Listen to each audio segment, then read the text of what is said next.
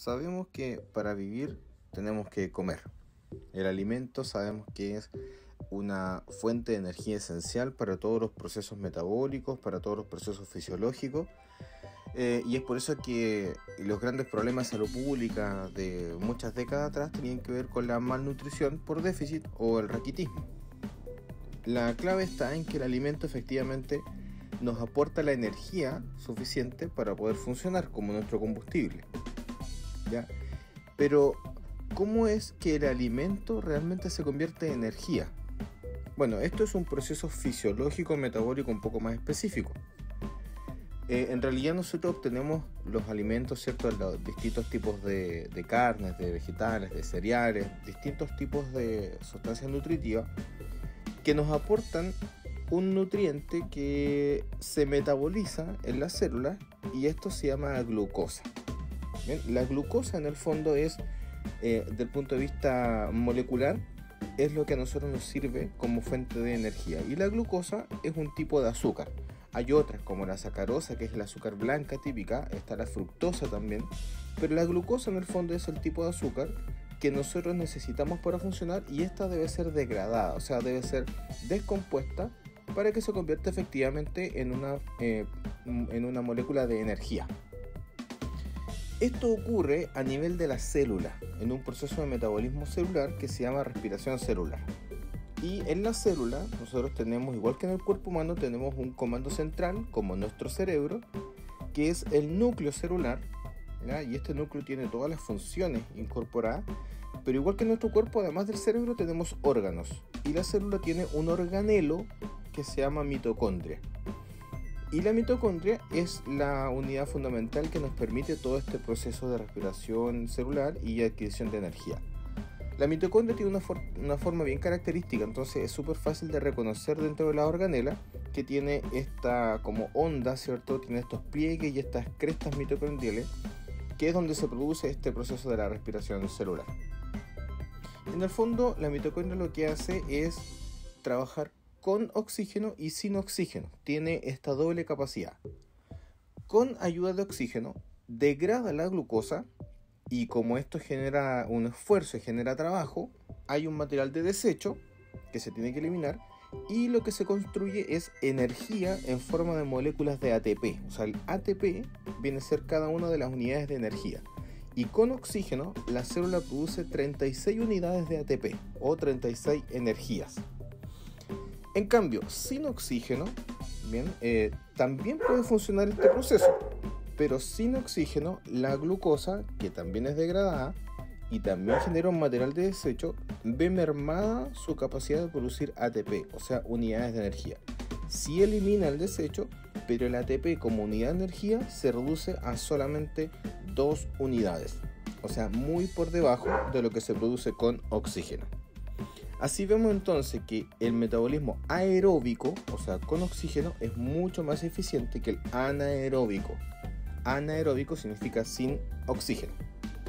Así entonces necesitamos de oxígeno para poder funcionar de manera apropiada y eficiente. El oxígeno entonces, ¿cómo en este metabolismo, cómo es que llega a todas las células del cuerpo si el oxígeno está en el aire, en el ambiente, en el aire que respiramos? Bueno, el cuerpo humano está diseñado para tener un mecanismo ventilatorio. O sea, la respiración en realidad debería llamarse ventilación.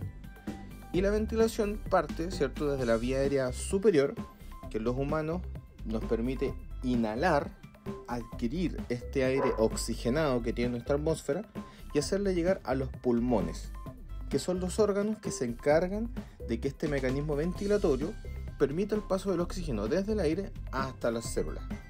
Pero hay que entrar un poco más en detalle para entender cómo ocurre esta transmisión del oxígeno. Bueno, el aire con oxígeno se adquiere desde el ambiente a través de nuestro mecanismo ventilatorio en el cual funcionan distintos órganos, partiendo desde la vía aérea superior, la nariz y la boca. O sea, podemos nosotros inhalar aire oxigenado tanto por la nariz como por nuestra boca. Estos conductos dentro del cuerpo se unen, ya en la parte del paladar hacia atrás, el paladar blando, se unen en lo que se llama la faringe, que cuando estamos resfriados se inflama y se produce la faringitis, Y de la faringe pasamos a la laringe. La laringe es la zona en la cual la vía aérea se separa de la vía digestiva. Así el aire no entra al estómago, sino que pasa a la tráquea.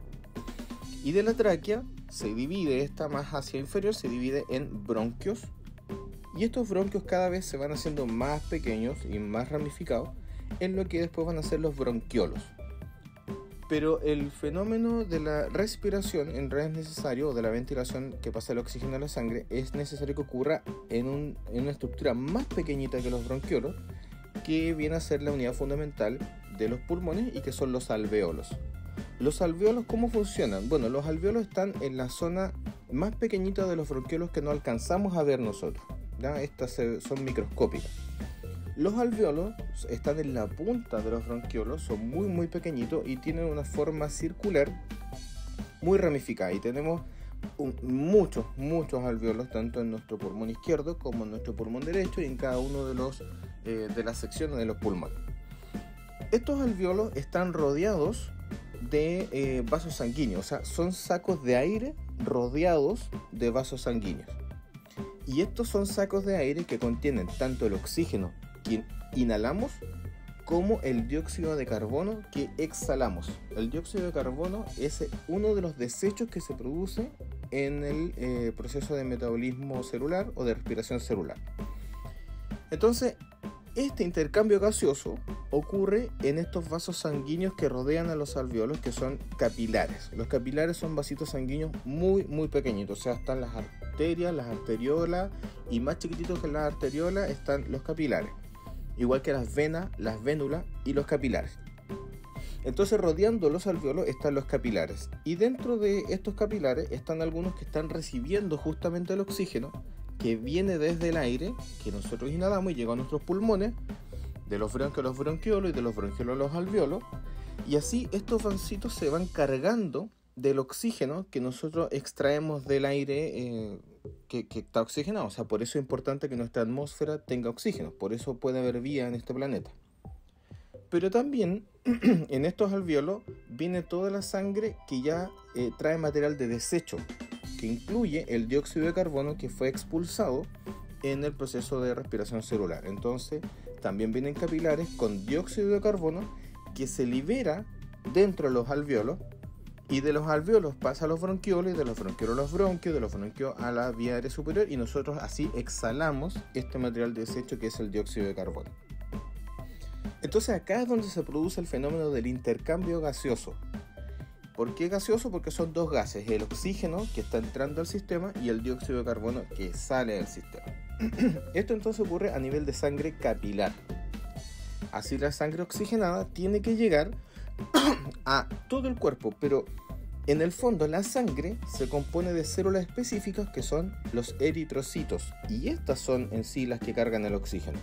Los eritrocitos son los famosos glóbulos rojos, y dentro de los glóbulos rojos, anclado al glóbulo rojo, hay una sustancia que se llama hemoglobina. La hemoglobina en el fondo es la que capta el oxígeno, o sea, el oxígeno que se transmitió de los alvéolos pasa a los capilares, llega a los glóbulos rojos y se adhiere a esta hemoglobina. Así entonces los glóbulos rojos son los que se encargan de transportar esta hemoglobina a través del torrente sanguíneo. La hemoglobina entonces está en los eritrocitos y el oxígeno está en la hemoglobina. De los capilares tenemos que pasar a las arteriolas o a los vasos medianos y a los vasos más grandes, arteriolas y arterias, pero ¿cómo ocurre esto si estamos en el pulmón y nosotros queremos llegar a todo el resto del cuerpo? Los pulmones, como bien expuse recién, los pulmones tienen estos capilares en los cuales se carga, ¿cierto?, la sangre de oxígeno, y de los pulmones sale un vaso sanguíneo que se dirige hacia la bomba que expulsa la sangre a todo el resto del cuerpo, y esa bomba es el pulmón, es el corazón. O sea, desde el pulmón la sangre que está cargada de oxígeno usa un vaso sanguíneo que es la vena pulmonar, y esta vena pulmonar ingresa al corazón, en este caso al corazón izquierdo. Entra al atrio o a la aurícula izquierda, y aquí ingresa la sangre ya cargada de oxígeno desde el pulmón. De la aurícula izquierda pasa al ventrículo izquierdo, y del ventrículo izquierdo con mucha fuerza sale expulsada al resto del cuerpo a través de una gran arteria que es la arteria aorta.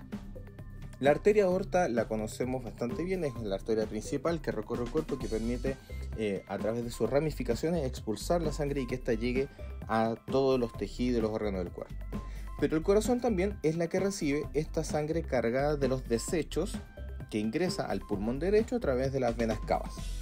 De las venas cavas pasa a los pulmones en lo que se llama la circulación menor, y de los pulmones ingresa al corazón para proceder con la circulación mayor. Entonces la vena pulmonar sale del pulmón, entra al corazón izquierdo, cerrando el ciclo de la circulación menor, y desde el pulmón izquierdo pasa a la aorta, y de la aorta pasa a la brachiocefálica, también a la carótida común, a la subclavia, y la aorta, después que desciende, se transforma en aorta torácica, después en aorta abdominal, y así recorre todo el cuerpo. Aquí entonces recordemos que van los eritrocitos con la hemoglobina, y esta hemoglobina va con el oxígeno que recorre todo el cuerpo. Cuando el eritrocito en el fondo va a llegar al tejido, lo que hace en el fondo es que permite el funcionamiento de los órganos como el músculo, cuando nosotros queremos movernos en los movimientos diarios que hacemos.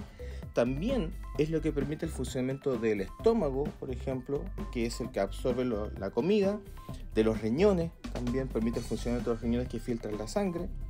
También permite que funcione nuestro cerebro, que es el comando central del cuerpo. Entonces, la sangre cargada de oxígeno es la que permite que todos los órganos funcionen, incluso órganos específicos de los sentidos, como los ojos, o que funcionan los dientes. Los dientes también están nutridos por sangre. O sea, en el fondo, la sangre oxigenada tiene que llegar a todos los órganos del cuerpo, y esto es solamente porque los eritrocitos cargados de hemoglobina pueden llevar el oxígeno adherido. O sea, en el fondo la clave está en los eritrocitos, que son nuestros famosos glóbulos rojos.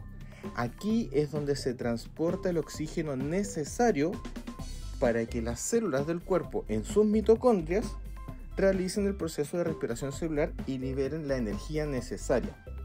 Recordemos que sin oxígeno puede liberarse energía, pero solamente 2 unidades de energía, lo que es insuficiente para vivir.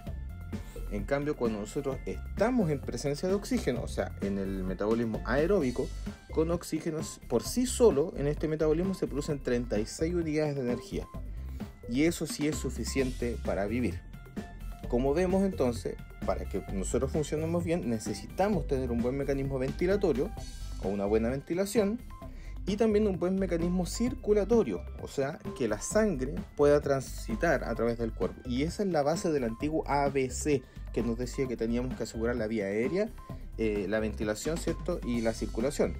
Pero hoy día sabemos que incluso la pérdida de sangre es crítica, porque si nosotros no tenemos sangre, simplemente no puede transitar el oxígeno por el cuerpo.